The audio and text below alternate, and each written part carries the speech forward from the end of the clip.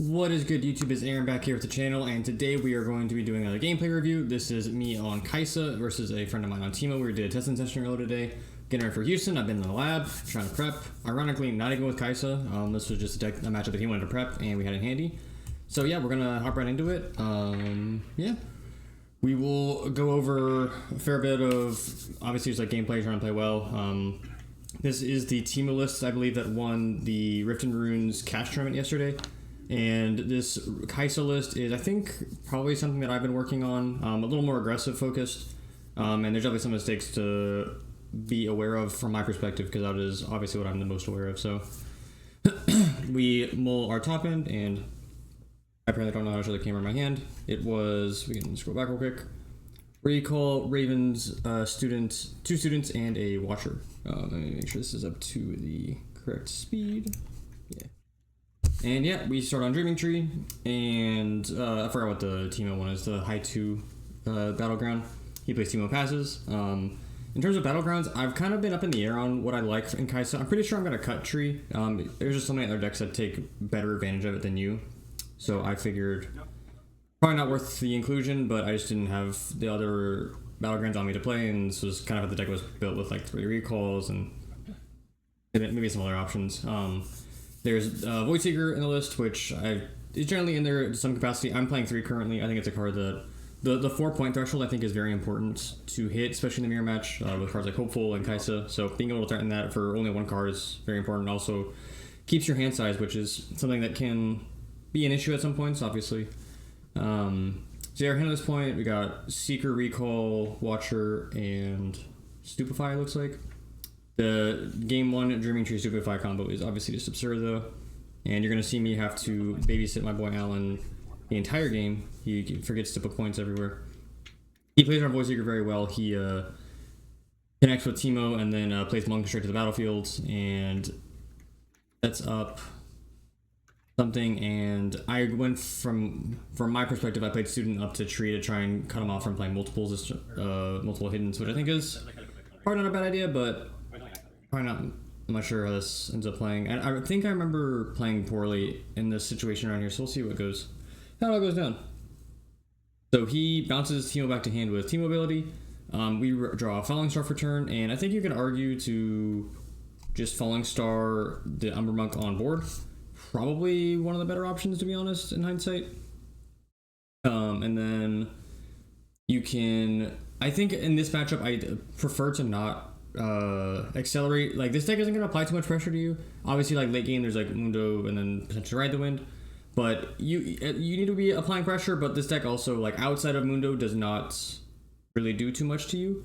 Like, as long as you are having removal for the monks, like, I think you're in like a pretty solid position. So you can just need to be forceful, but not like too like just be cost efficient in your aggression.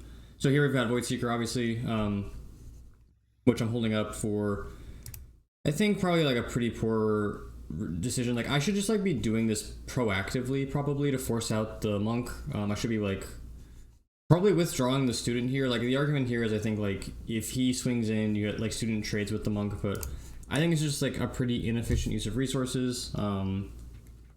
He's on, I think, 7 this turn. This deck plays Singularity, which I've come, yeah, so Singularity's here, which I remember. And we retreat our Kaisa. So unfortunately, like, based on how this turn played out, like, we effectively did nothing for whatever this turn is, like our 3rd turn. Like, we developed a Kaisa that ended up getting retreated back. We need to be applying more pressure, and that was like a pretty big mistake on my end. Like, me not using the Falling Star this turn, like, obviously I'm going down whatever 1. But if I still leave the 1 mana floating, then I still can retreat, I can get it back and be in a solid position. I think this is a pretty big mistake that allows him to get like a pretty big tempo advantage, because now he just got 2 monks, and he's got 2 mana up still that he can just like high 2 cards here, and now we're just really on the back foot. Like, being able to retreat to dodge is really nice in some matchups, but in spots like this where now like Watcher isn't really a viable option, because if we get like Fight or Flighted or he plays Teemo to a spot, like, we're in a pretty difficult position to try and retake it. So like, if I have Rain here, we're probably in like an okay spot, because I'll just like force down 1 of the monks. And I show my hand to the camera. But yeah, so I'm just like disappointed in how I played this. So, oh my god. Come on, Aaron. And I do it way too fast. So we got Poro, Void Seeker, Falling Star, Stupefy Kaisa. And I assume the 10 here is just a Falling Star. So they're both at 1. But he has up to 3 different hiddens that he can trigger. So we have to Falling Star one of them specifically if we want to guarantee the kill. Or maybe thinking about it now, we could just like target each once. He would pump up to 6, so it'd be 7 each. So Watcher trade, Student doesn't trade. Yeah, it's probably just because one of these is like almost definitely Teemo. So I think we should just be targeting one down completely. Honestly, it's probably a good argument to not even accelerate the Watcher. We just like double Falling Star the one that has 2 hiddens on it. And if he somehow survives based off of everything that he has on his hiddens, we can just like trade the Student into it, which I think is probably the best play. And just like save the Watcher, save the Accelerate, because we kind of need the body to stick at this point. And forcing it in seems suboptimal. I don't know, I'm just disappointed in how I played at the beginning of this game. Allowing this deck to set up like this is unnecessary when your deck has so much removal. So now we're in like a pretty bad position. So yeah, we go. He triggers Teemo. He could trigger all of his hiddens to save it, but I think he realizes that's like a pretty rough outcome. So we go Watcher into the Monk that is still on the other board. And we end up trading with his Monk off of Tide Turner Teemo. And then Student still trades with his other board. So we end up clearing everything. Could have gone way worse, but just like the fact that we were in this position, I think is the disappointing part of it. Because he's now at 4 to our, if I see correctly, like 2 or 3, which is not where you want to be as guys. So it's on the back foot. Like it's definitely just not great. And yeah, like he just gets a Spirit Call to trade up into our Students, and he's on 5 to like 3 turns away from victory for us. So it's just a really difficult position for us to be in. Yeah, he can just like bounce Teemo and in a really comfortable position. Yeah, you just got a lot of value coming, and our hand is okay. We've got obviously Kaisa and I think a Yordle for a body or a Poro, something like that.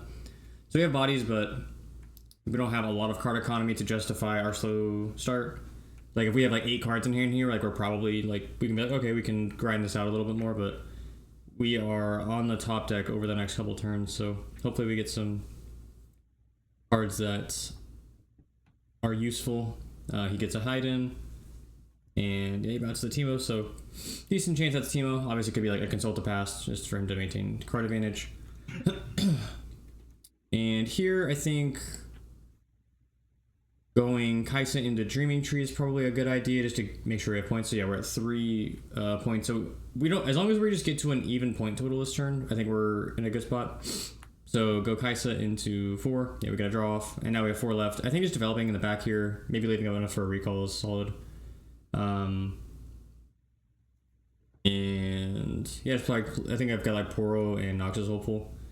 If he ends up somehow clearing Kaisa, between whatever Singularity and whatever, like hats off to him, but we kind of need to play for the next 2 turns instead of just trying to win here. I think I end up taking the hopeful back off battlefield because his deck plays Watcher, and I think I realize that.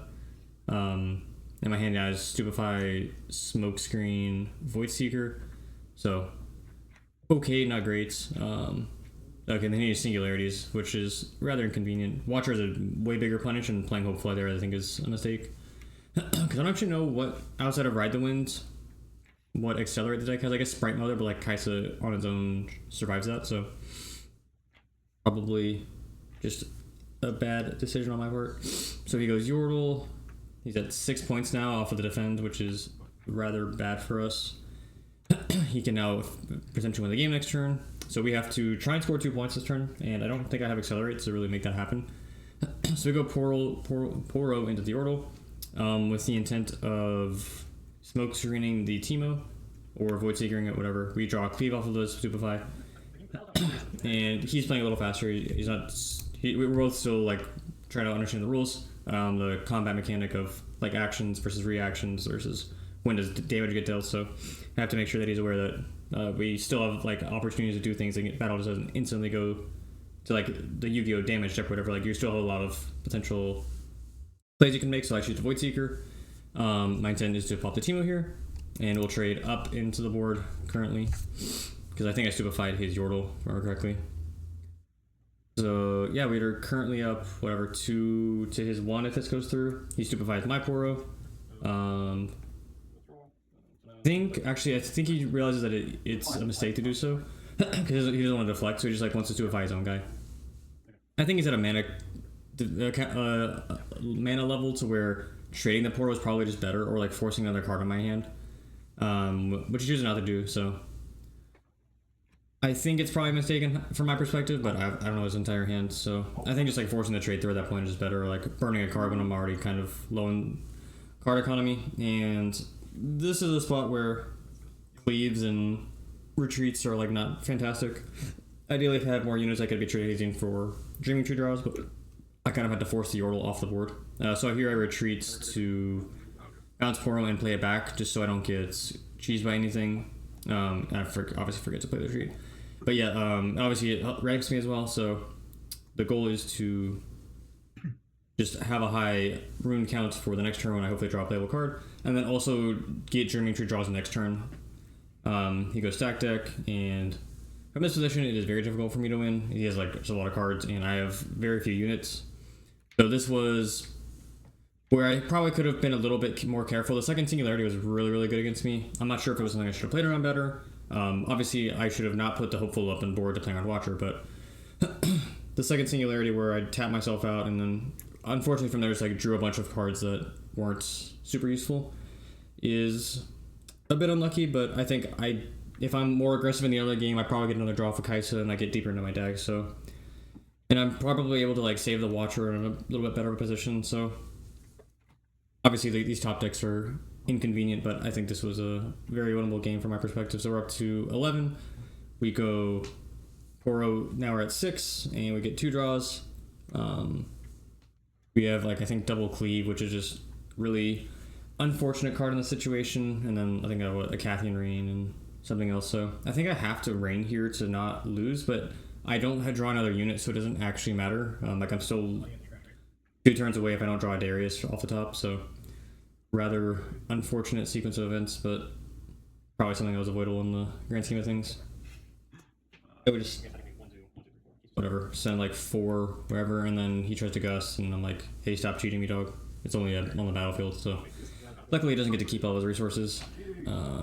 Obviously still a very rough game for me, but alas, we are here now, and rough spot. Like if he just like drops a Mundo, I don't actually remember what is in the Rifts and Runes list, but if there is a Mundo in it, like if he just sticks it down at any point, like we're in a pretty much unwinnable position, which is unlucky, but alas, we put ourselves here. And yeah, hopefully this wraps up in the near future. Let me see if I can skip it a little bit. Yeah. So he plays whatever Monk, Scrap Heap, just to get bodies on board, and Guerrilla Warfare to add back whatever Consult to Pass and Sprite Calls, and I don't remember if he has Teemo still in rotation. It's probably another card worth adding, just to like keep bodies on board. So I think he goes Sprite Call with Consult to Pass. He goes Sprite Call to, yeah, he thinks about hitting the Poro. Luckily for him, he doesn't, because my hand is, or I think luckily for me, he doesn't go for it, because I would have tried to like smoke screen. So on the attack, I choose to cleave my own Poro just to get the draw. I'm pretty sure that's legal. If it's not for some reason, that would be unlucky, but I'm pretty sure I've seen people do that, like cleave on defense, just to like get Darius to proc and whatever.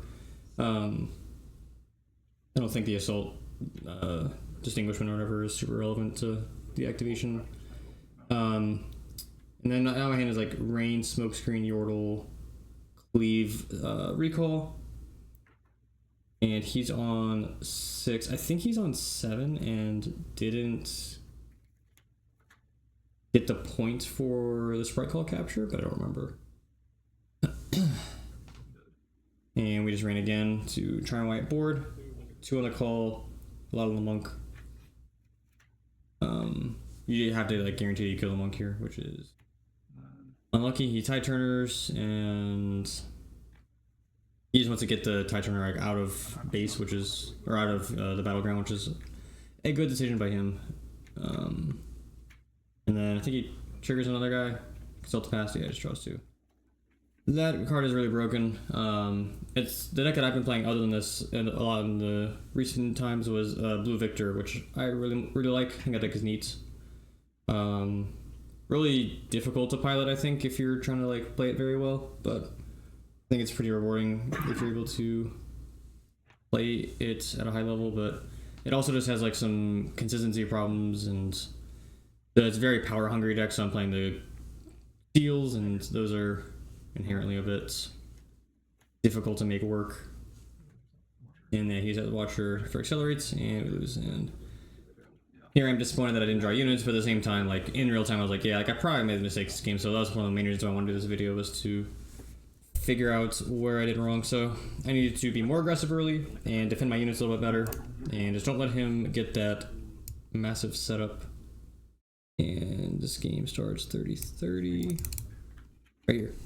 So we go Arena's Greatest. I don't remember what the battleground was. I think I like Arena's Greatest. It seems pretty solid. We'll see if it's like something worth keeping, because if like Annie gets super popular, just having this in your list, and like maybe the Arena's Greatest going second, expecting you to do it, and then you're just playing like a 3-turn game, which is very scary against an Annie deck. But yeah, so we have Legion Rearguard in, which is a card I've been testing a little bit. I like the accelerate aspect of it, obviously. And it's a 2-drop that like has value as a 2-drop. And also late game it can apply some pressure, something similar to something like a Sneaky Deckhand, which Annie plays and has been getting a lot of praise as of late, so I think I like the inclusion. Obviously I think I'd prefer Deckhand, but don't have that luxury in Kaisa. So we go up, we go on Warrens, we pitch a second Darius, which I think makes sense in this matchup. There's not too many like big units for you to get over. And something that I've been kind of well, not wrestling with, but like kind of like figuring out is I think I like the kind of like the Yu-Gi-Oh approach to deck building and like siding in this game a little more than maybe some other I may have thought initially. Let me look at this interaction real quick and I'll explain the rest of the thought. So he goes Ravenbloom Students into my guy, and I hex decorate it to try and trade. He goes Stupefy on mine, so he's at 4, stack deck, and then Stupefy again, so he's at 5 to my 1. So not unfortunate, but like I mean, it's a pretty expensive turn from him. Like he spent 3 spells and isn't going to develop. Like he can maybe like play a Teemo, and in a theoretical world where like I have a Falling Star, I don't know if it's in my hand, but like from my perspective, I just like have Falling Star, then like this turn was very good for me. Yeah, like if I just like half star, hit both students, like the game's just like over. So yeah, as I was saying about the deck building stuff, like I've been thinking about situations like in this matchup, for example, Cleave is a card, especially when you're not playing Dreaming Town, like post game 1, that I just don't think should be in your deck at all. Like in the past, I've been cutting like, oh, like one of this, one of Stupefy, one of whatever. But Stupefy has way more utility, and it's just, I think, a better card inherently. Like it works with removal, it works as a battle trick. And when decks aren't going tall, like against, we'll say Yi, then having like this Cleave in your deck seems like a mistake, unless like you expect them to play Dreaming Town, which is probably not even still worth the inclusion. You'd rather just like have better cards. Yeah, we retreat our Kaisa to play on Singularity, which ended up being way better for us this game than in the last one, because we still have a lot of bodies on board, we have cards in rotation, and we're in a good spot. But yeah, I think just like taking out like 3 Cleave in this matchup, I think is like what you should be doing. And it makes a lot of sense, and like the more I think about it, so I'm gonna be doing stuff like that, taking out 3 Cleave. I think stuff like top end is a little more specific, like going second or whatever in a matchup where Watcher isn't fantastic. That's probably a spot where I would not, like I would go from 3 to 2 or whatever. Like in this matchup, Watcher's like good, not great, probably not worth the maxing out of. I'd rather just have like removal, like Cathian Reigns, even Time Warps if they're in the mainer side, like having that to just like guarantee the win through potential Mundo shenanigans is probably a good idea. Yeah, just like having like whatever 1 or 2 Cleaves for like the off chance that it clears like whatever the 4-drop guy is called, when you could just like whatever Darius Stupefy and say Watcher or whatever, like you're probably gonna. Oh, why does it sound? But yeah, I think it's just an inefficient mindset that I've been kind of approaching with. But again, top end I think is its own example versus like 3-ofs. So yeah, we go Darius to trade into his entire board because Teemo was kind of the expectation of that hidden. And now he's at like 7 runes. We're at 5 points. And in a very commanding position considering he has no board and like 4 cards. Yeah, he just like plays Monk, and if we have like a Falling Star or Void Seeker or whatever, we just kind of pack him up. So we get to 6. First, we're like, withdraw the Darius, go wide, because this deck doesn't really have any kind of removal. That's just kind of the, not issue, but just like something you can like benefit with. Oh, and the discard there was from Zon Warrens, and I was pretty confident I didn't use last turn. Obviously, should have done that at the time, but I think that card's mandatory from perfectly, so... Yeah, it was like double pop Monk, or I think I popped both, and like I stupefy the Monk, and then the game's just over. Yeah, that mechanic is very silly, where you can like just remove lower might, and that will like reduce the whatever the total, like balance it out. I don't know. It feels like that shouldn't work that way, just from coming from Yu-Gi-Oh, but like in this game, I guess it makes sense. And now we're on to game 3, 42-45. And I think I show a side. So Reaver's Row. This is one that I've heard a little bit of discussion about. I kind of really liked it. Your deck just takes so much advantage of it. You have so much removal to punish, or not punish, but it's like mitigate your opponent's advantage that they could get off of it. Like when I'm playing against Reaver's Row as Victor, for example, like it is just so difficult to interact with backline. And when you're playing a red deck, when you have Falling Stars and Rains and so much stuff, like it's just very easy for you to take the fullest advantage of it. So I had a Cathian Rain Time Warp in my hand. I shuffled him back. He's playing War Camp, which I can't really take advantage of, and he's like, it could maybe help him play around some math, but with maxed out Void Seekers and Hextech Rays, most of his guys I think are 2 on average, so which probably won't be a substantial issue for me. So yeah, I just play Yordle. Our hand now is Darius, Retreat, Stupefy, Smokescreen. So not great, but we will make it work. And he plays his own Yordle. He's up 1, gets a draw. He discards Sprite Call off of Merchant. And now we draw Hextech Ray. And have a couple decisions. We can let's play Kaisa, and I think I decide between like accelerating or swinging with the Yordle into the War Camp, or doing a bunch of stuff. And I think at the end of it, I just decide that like I don't want to give. Oh no, can I do math? Okay, I cannot do math. So I swung Yordle into the War Camp, so now I'm at 3. And he wants to trade, pretty content with me. But yeah, now we have Retreat live, we have Stupefy live, so we're in a pretty, I think, solid spot. Like, we have our own Hextech Ray, so maybe you could argue to try and Ray the Merchant, but I think you can also just like wait if he like swings in with the Yordle early, just like swing target across, which is I think a solid interaction to take advantage of. He plays Ember Monk into Reavers, withdraws Merchant, triggers the effect, discards a Smokescreen, which I think is a good call against my deck. Obviously, I think it's Kaisa's, but I think you have so many hiddens that accomplish similar goals that it's probably just like not worth the D-ramp. He goes Consult the Past. That card, again, is absurdly broken. Plays another thing. Yes, plays another hidden. We hold. And we're up to 7 now. And draw Noxus Hopeful. I showed my hand there. Let's see if we can look at that real quick. So Hopeful, Retreat, Smokescreen, Stupefy, 2 Darius, and a Hextech Ray. You can probably argue to like play a Darius this turn with like a Noxus Hopeful. We do know that he plays Singularity, so something we should be mindful of. Obviously, like ideally we'd like to leave up a point for retreat, or a card for retreat. Having Hextech Ray on his turn to try and check any spells that he not spells, but like units he initiates with. But yeah, I think we can also just like aggressively swing with Kaisa here and kind of take the lead. If he like Teemos us, so for example, we can Smokescreen Ember Monk and Hextech Ray the Ember Monk from there, and then we would 4-4, I think. So maybe we'd have to do it a little bit differently.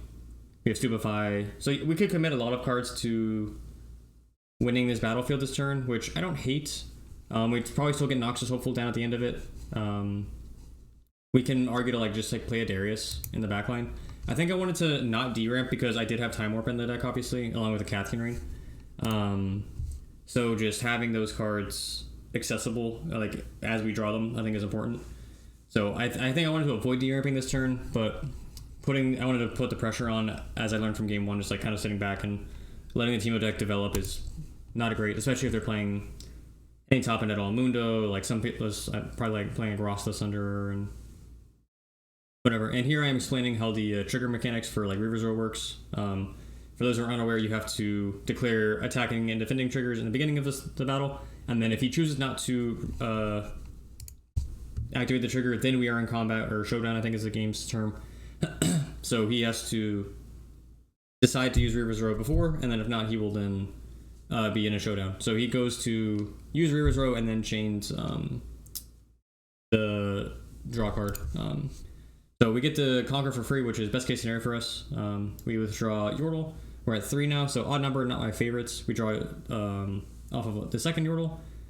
And we just have a lot of cards now, which is ideal. We play Noxious Hopeful, and then we have 2 spells up for Retreat and Hextech Array and Stupefy if he tries to get aggressive on us. So I think that turn went from maybe a little bit questionable to probably best case scenario. If he stays there and tries to check us with stats, probably the game gets a lot harder for us. And that's something that I mentioned to him after the fact is when you are playing against the Kai'Sa deck, you can't just I don't remember if he was playing Retreat, or I think I was playing my Victor into his Kai'Sa, and he was being a little bit more defensive, trying to retreat his stuff, which you could use the example of for Reaver's Row. Having these units in the back is good and all, but Kai'Sa has so much removal that if you're able to minimize the amount of pressure that they're putting on you, that is, I think, way more optimal for you winning the game, is if they are forced to play a long game, especially when you're playing Teemo, when you have so much value off of Consult the Past and potential top end to play, that you are probably going to struggle if they are just able to play for free. Obviously, Kai'Sa has Time Warp, good deck, it's why it's one of the best in the game, but letting them just play for free is, I think, pretty concerning. So he goes Sprite Mother, I Hextech Array the sprites, and then force the battle through. I think he was kind of anticipating me to back, but I had enough, I think, spells in my hand that I wanted to get value off of and kind of force him to commit a little more to actually get me off. You could argue that I'm still just supposed to and he's trying to Stupefy early, and this is me letting him know that, hey, I can Reaver's Row early, which will just save you the card. So which is what I'm going to end up doing. I was going to say, you could probably argue from my perspective, to Kai'Sa back earlier, but I wanted to use my Hextech Array, use my Kai'Sa ability, and make sure I'm utilizing all his effects. And then I assumed at some point he would force his way through, because I wanted to get the draw off of Kai'Sa, but I didn't want to make it easy for him. So yeah, now we've got a pretty wide, we've got a lot of cards in hand, but nothing too heavy outside of Darius. So we can probably force our way through. We can just swing Hopeful into Yordle. He still hasn't played Teemo, and I assume we'll only play one. So we can leave with Hopeful. We've got Stupefy, we've got some Hextech Arrays. We can just be pretty forceful. He goes Tide Turner, and I think I asked him to let me take it back, because I just I don't remember specifically what I was forgetting to play around or not play around. But I think I'm supposed to swing with the Yordle. Oh, I remember what it is. I was doing math naturally and forgot that we were on War Camp, which ends up being obviously very impactful, him being +2.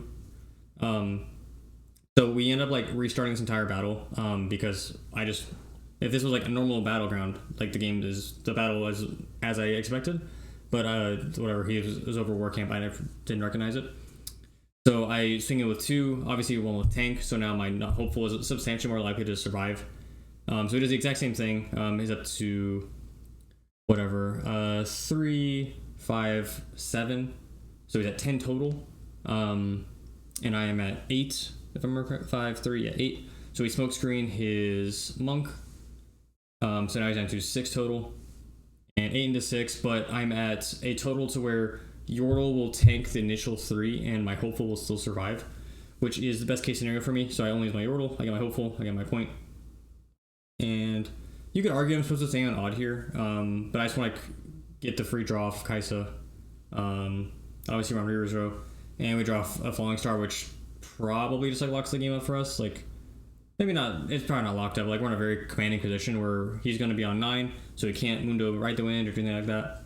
And we're just going to have a lot of destruction on his backline coming through, and we get to develop probably like a Darius just to utilize as much of our power as we can this turn. Let's see what it ends up being. But yeah, like the Teemo deck from my perspective struggles really heavily getting into boards. So stacking up on War Camp here and just making sure we leave up enough runes for spells to protect our Kaisa is good. So yeah, I think I should just choose the Falling Star here. I don't really understand what I'm doing. Either choosing the Falling Star or developing Darius. I think I may have gone wide because I know we played Singularity. But I think I also disrespect Watcher, which is a pretty live draw that he could have.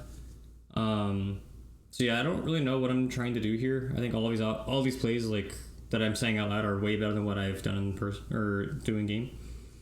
So we get Singularities, which is kind of whatever.